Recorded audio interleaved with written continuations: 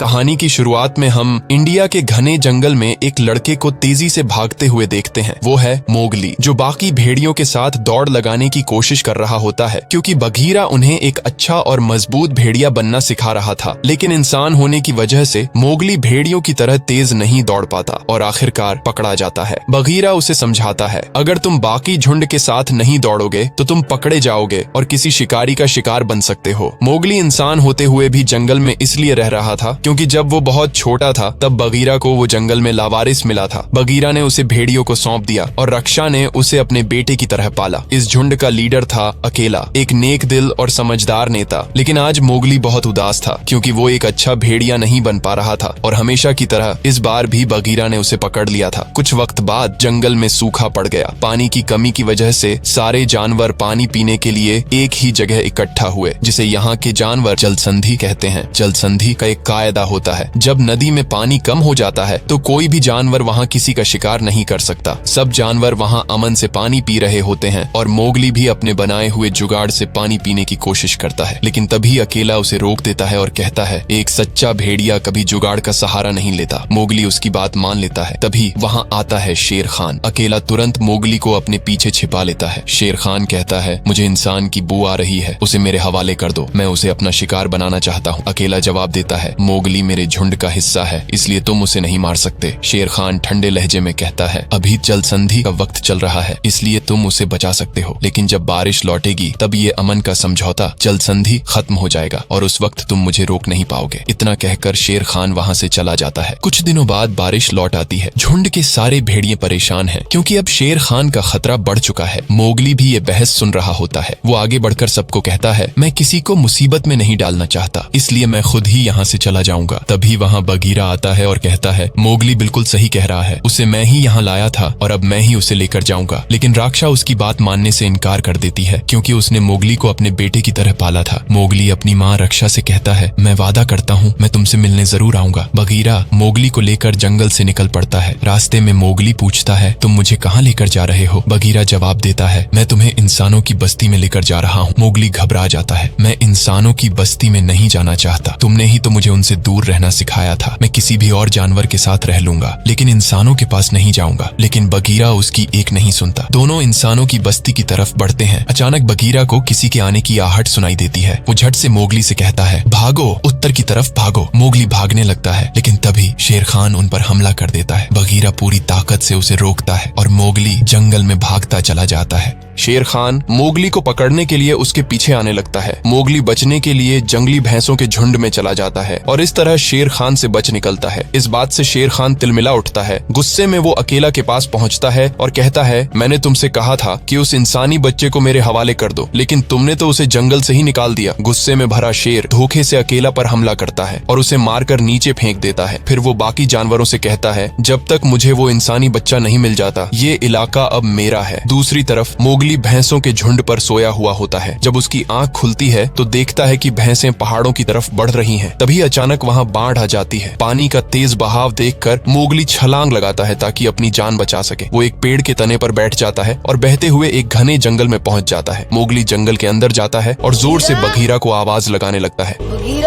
लेकिन बघीरा वहाँ नहीं होता। तभी उसे एक बेल दिखाई देती है। वो बेल का सहारा लेकर उसे तोड़ता है और खाने लगता है। लेकिन तभी कुछ जानवर उसकी बेरें छीनकर भाग जाते हैं। मोगली उनका पीछा करते हुए एक ऊंचे पेड़ तक पहुंचता है और वहाँ उसके सामने आता है एक एनाकोंडा। का ठंडी और भारी आवाज में कहती है, तुम इतने घने जंगल में क्यों आए हो? मोगली मासूमियत से जवाब देता है, मैं यहीं रहता हूँ। का मुस्कुराकर कहती है, तुम तो ये भी नहीं जानते कि तुम कौन हो। फिर वो अपनी आंखों की रहस्यमयी ताकत से मोगली को उसका अतीत दिखाती है। इंसान आमतौर पर जंगल के अंधेरे से दूर अपनी बस्ती में रहते हैं, लेकिन कभी कभी सफर के लिए जंगल में आते हैं। अपनी हिफाजत के लिए वो आग जलाते हैं जिसे जंगल के तमाम जानवर रेड फ्लावर कहते हैं। उस रात एक मुसाफिर गुफा में अपने बच्चे के साथ था, लेकिन शेर खान ने उस पर हमला किया। इंसान के हाथ में जलती मशाल थी जिसने शेर खान का मुंह जला दिया। वो बदहवासी में भाग गया और उसने उस इंसान के बच्चे को देखा तक नहीं। वो बच्चा और कोई नहीं मोगली था और उसी रात बघीरा ने उसे पाया था। इतना कहकर का मोगली को हिप्नोटाइज कर देती है और उसे निगलने की कोशिश करती है। लेकिन तभी एक विशाल भालू आता है और मोगली को बचा लेता है। अगली सुबह जब मोगली की आंख खुलती है तो वो भालू उसके सामने खड़ा होता है। उसका नाम होता है बल्लू। बल्लू मुस्कुराकर कहता है, मैंने तुम्हारी उस अजगर से जान बचाई है, अब मुझ पर तुम्हारा कर्ज है और तुम्हें वो चुकाना होगा। वो मोगली को पहाड़ के पास ले जाता है और कहता है, ऊपर चढ़ो और मेरे लिए शहद का छत्ता तोड़ो, फिर हमारा हिसाब बराबर हो जाएगा। मोगली बेल का जुगाड़ बनाकर नीचे लटक जाता है और एक लकड़ी से छत्ते को तोड़ने लगता है। मधुमक्खियां उसे डंक मारती हैं, लेकिन वो हिम्मत नहीं हारता। आखिरकार वो अपने पैरों की मदद से छत्ता तोड़ देता है और नीचे बल्लू के पास लौट आता है। मोगली कहता है, अब हिसाब बराबर हो गया, मैं यहाँ से जा रहा हूँ। लेकिन बल्लू उसे रोक लेता है। वो चाहता है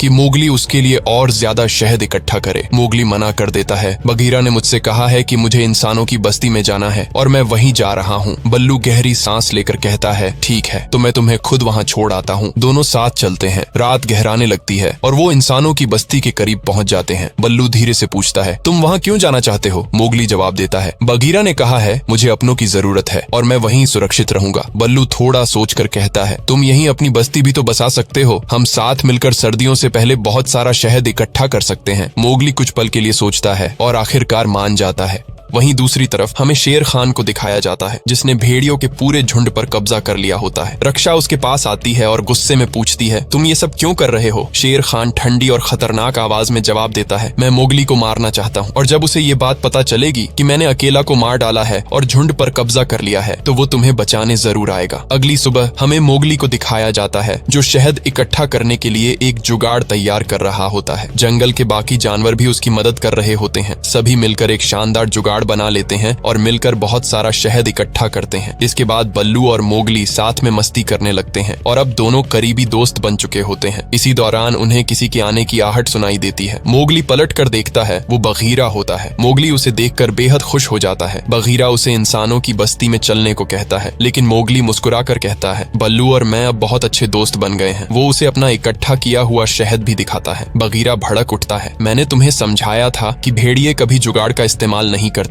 मोगली मासूमियत से कहता है, मैं तो बस बल्लू की मदद कर रहा था। बगीरा सख्ती से जवाब देता है, मुझे कुछ नहीं सुनना, हम अभी यहाँ से जा रहे हैं। मोगली जिद पर अड़ जाता है, मैं कहीं नहीं जाऊंगा। तब बल्लू बीच में आता है, अभी बहुत रात हो चुकी है, चलो सो जाते हैं, सुबह निकलेंगे। बगीरा मान जाता है और सभी सो जाते हैं। अगली सुबह मोगली की नींद अचानक हाथियों के चिंघाड़ने की आवाज से खुलती है। वो बिना किसी को जगाए उस आवाज की तरफ भागता है। वहाँ बहुत सारे हाथी एक गड्ढे के पास इकट्ठा होते हैं। गड्ढे में एक हाथी का बच्चा फंसा होता है। पहले तो हाथी मोगली को दुश्मन समझते हैं, लेकिन जब वो उनके सामने सर झुकाता है तो उन्हें यकीन हो जाता है कि वो मदद करने आया है। मोगली बेलों से बनाई रस्सियां लाता है और उन्हें बच्चे के चारों तरफ बांध देता है। हाथियों की मदद से वो उस बच्चे को बाहर खींच लेता है। बगीरा और बल्लू ये सब देख रहे होते हैं और दंग रह जाते हैं, क्योंकि आज तक कोई भी इंसान हाथियों के इतने करीब नहीं गया था। बल्लू बगीरा से कहता है, तुम उसे जंगल से जाने क्यों दे रहे हो? बगीरा गहरी सांस लेकर जवाब देता है, क्योंकि उसके पीछे शेर खान पड़ा है और वो उसे मारना चाहता है। बल्लू कहता है, तो फिर उसे इंसानों के पास ले जाने की बजाय भेड़ियों के पास क्यों नहीं ले जाते? अकेला उसकी हिफाजत करेगा। बगीरा की आंखें भारी हो जाती हैं। अकेला को शेर खान ने मार डाला है। वो आगे कहता है, अब मोगली को बचाने का सिर्फ एक ही रास्ता है, उसे इंसानों की बस्ती में जाना होगा। बल्लू मोगली की सुरक्षा के लिए उसका साथ देने को मान जाता है। बल्लू मोगली के पास आता है और कहता है, अब बगीरा भी यहाँ आ गया है, तो तुम्हें दोनों को साथ में निकल जाना चाहिए। लेकिन मोगली मुंह बनाकर कहता है, मैं तुम्हारे साथ यहीं रहना चाहता हूँ, तुम मेरे दोस्त हो। बल्लू अपने दिल पर पत्थर रखकर झूठ बोलता है, मैं तुम्हारा दोस्त नहीं हूँ, तुम तो बस मेरे लिए शहद इकट्ठा कर रहे थे, अब मुझे तुम्हारी कोई जरूरत नहीं। ये सुनकर मोगली टूट सा जाता है। वो बहुत उदास होकर गुस्से में एक पेड़ पर जाकर बैठ जाता है। अचानक कुछ बंदर वहाँ आते हैं और मोगली को उठाकर ले जाने लगते हैं। मोगली जोर जोर से बगीरा को आवाज लगाता है। बगीरा और बल्लू फौरन उसके पीछे भागते हैं। बंदर उसे लेकर ठंडी गुफाओं की ओर जा रहे होते हैं। बल्लू और बगीरा भी उनका पीछा कर रहे होते हैं। बंदर मोगली को लेकर एक ऊंचे पहाड़ पर चढ़ते हैं, जहां एक पुराना खंडहर हो चुका महल होता है। बंदर उसे अंदर ले जाते हैं और दूसरी तरफ बल्लू और बगीरा बड़ी मुश्किल से उस पहाड़ पर चढ़ रहे होते हैं। वहीं हमें उन बंदरों के राजा को दिखाया जाता है, किंग लुई। लुई मोगली को देखता है और भारी गूंजती आवाज में कहता है, तुम जंगल में रहना चाहते हो, लेकिन तुम्हारे पीछे शेर खान पड़ा है। मैं तुम्हें बचा सकता हूँ, तुम यहाँ रह सकते हो, लेकिन इसके लिए तुम्हें मुझे कुछ देना होगा। मेरे पास इस जंगल की हर चीज है, सिवाय एक चीज के जो सिर्फ तुम मुझे दे सकते हो, रेड फ्लावर। मोगली हैरान होकर कहता है, मेरे पास रेड फ्लावर नहीं है। लुई पास झुककर गहरी आवाज में बोलता है, तुम इंसान की औलाद हो और रेड फ्लावर ही तो इंसान की पहचान है। सिर्फ इंसान ही उसे जला सकता है और उस पर काबू पा सकता है। इसलिए मुझे वो रेड फ्लावर दे दो। मोगली कहता है, मुझे उसके बारे में कुछ नहीं पता और उसे कंट्रोल करना तो बिल्कुल भी नहीं आता। लुई उसे झूठा समझता है और हंसते हुए कहता है, मुझे दे दो और फिर हम दोनों मिलकर इस पूरे जंगल पर राज करेंगे। लेकिन मोगली इनकार कर देता है, मैं वो नहीं ला सकता। तभी अचानक बल्लू वहाँ पहुँचता है। वो लुई को अपनी बातों में उलझाने लगता है। इसी बीच बगीरा मोगली को लेकर वहाँ से चुपचाप निकलने की कोशिश करता है, लेकिन तभी एक बंदर उन्हें देख लेता है। लुई को पता चल जाता है कि मोगली भाग रहा है। वो गुस्से में दहाड़ता है, उसे पकड़ो। सैकड़ों बंदर उनके पीछे दौड़ पड़ते हैं। बगीरा और बल्लू मोगली से कहते हैं, हम इन्हें रोकने की कोशिश करते हैं, तुम भागो।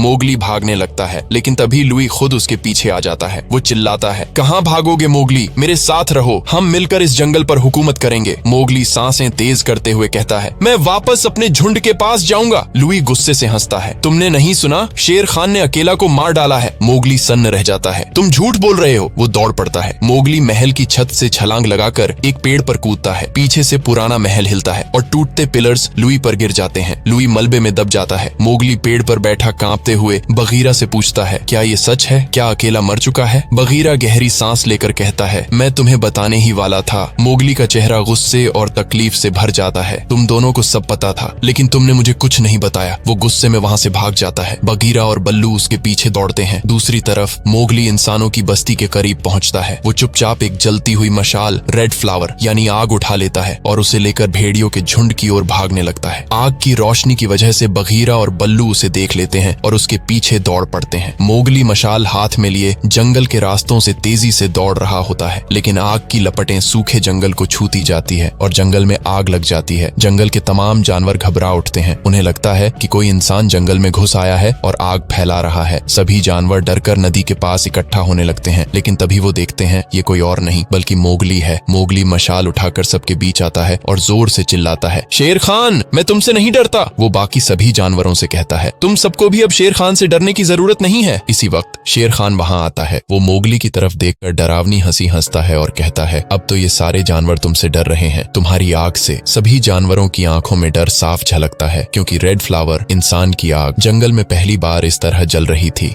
शेर खान मोगली के सामने आता है। उसकी आंखों में नफरत और जहर झलक रहा होता है। वो गुर्राते हुए कहता है, उठाओ वो रेड फ्लावर और मुझ पर वार करो, जैसे तुम्हारे बाप ने किया था, और साबित कर दो कि तुम कोई भेड़िया नहीं, एक इंसान हो। सारी आंखें मोगली की तरफ मुड़ जाती हैं। मोगली कुछ पल चुप खड़ा रहता है। वो अचानक मशाल को नदी में फेंक देता है और मजबूत आवाज में कहता है, ये जंगल मेरा है और मैं एक सच्चा भेड़िया हूँ। शेर खान ठाका मारकर हंसता है, तुमने बहुत बड़ी बेवकूफी कर दी बच्चे। अब तुम्हारे पास रेड फ्लावर भी नहीं है, अब तुम्हें कोई नहीं बचा सकता। लेकिन तभी बल्लू आगे आता है। उसके साथ बगीरा, रक्षा और भेड़ियों का पूरा झुंड मोगली के पास खड़ा हो जाता है। सारे जानवर एक साथ एक लय में शेर खान के सामने खड़े हो जाते हैं। शेर खान गुस्से में दहाड़ता है, तो अब मैं तुम सबको मार दूंगा। वो बल्लू पर हमला कर देता है और दोनों के बीच जबरदस्त लड़ाई होती है। शेर खान उसकी गर्दन पकड़ लेता है। बल्लू जमीन पर गिर पड़ता है। बाकी जानवर शेर खान पर टूट पड़ते हैं, लेकिन बगीरा मोगली को रोकता है और कहता है, तुम भेड़िया नहीं हो, इसलिए भेड़ियों की तरह मत लड़ो, इंसान बनो और इंसानों की तरह लड़ो। मोगली की आंखों में एक योजना की चमक आती है। वो तेजी से जंगल की तरफ भागता है। वहीं बाकी जानवर शेर खान को रोकने में जुट जाते हैं। बगीरा उस पर हमला करता है, लेकिन शेर खान उसे पटक देता है। भेड़िए हिम्मत दिखाते हैं, लेकिन शेर खान उन्हें भी धकेल कर मोगली के पीछे बढ़ता है। मोगली पेड़ों के बीच पहुंच चुका होता है। वो अपने बनाए जुगाड़ से एक ट्रैप तैयार करता है। शेर खान उसे देख लेता है और दहाड़ते हुए उस पर झपटता है। मोगली सूखे पेड़ की ऊंची डाल पर चढ़ जाता है और ठीक उसके पीछे शेर खान भी ऊपर चढ़ने लगता है। पेड़ पुराना और खोखला होता है। नीचे आग जल रही होती है। शेर खान गुर्राते हुए कहता है, तुम या तो मेरे हाथों मारे जाओगे या फिर रेड फ्लावर के। मोगली गहरी सांस लेकर कहता है, मैं तुमसे नहीं डरता शेर खान। वो जिद्दी लहजे में उसे छेड़ता है, गुस्सा दिलाता है। शेर खान झल्ला उठता है और छलांग लगाता है। मोगली रस्सी के सहारे लटक कर बच निकलता है। शेर खान डाल से लटक जाता है और डाल टूटकर नीचे गिरती है। वो धधकती आग में समा जाता है और शिकार बनकर जल जाता है। मोगली धीरे धीरे जंगल से बाहर निकलता है, लेकिन जंगल में हर तरफ आग लगी होती है। तभी हाथियों का झुंड आता है। वही हाथी जिनके बच्चे को मोगली ने कभी बचाया था, वो मोगली की मदद करने के लिए झुकते हैं। दूसरी तरफ जानवर बेहद मायूस होते हैं। उन्हें लगता है मोगली अब जिंदा नहीं है, लेकिन तभी दूर से हाथियों पर सवार मोगली दिखाई देता है। वो हाथियों की मदद से बहती हुई नदी को मोड़ देता है। पानी जंगल में फैल जाता है और भयंकर आग बुझ जाती है। सारा जंगल खुशी से गूंज उठता है। जानवर मोगली के चारों ओर इकट्ठा हो जाते हैं। उनकी आंखों में डर नहीं बल्कि फख्र होता है। है। मोगली अब सिर्फ एक इंसान नहीं, जंगल का हिस्सा बन चुका होता है, जंगल का सच्चा बेटा। कभी कभी असली ताकत आग में नहीं, हिम्मत में होती है। मोगली ने साबित कर दिया कि इंसान और जंगल एक साथ भी जी सकते हैं। अगर इस कहानी ने आपके दिल को छू लिया हो तो जरूर लाइक, शेयर और सब्सक्राइब कीजिए, क्योंकि हर कहानी में छुपी होती है एक नई सीख।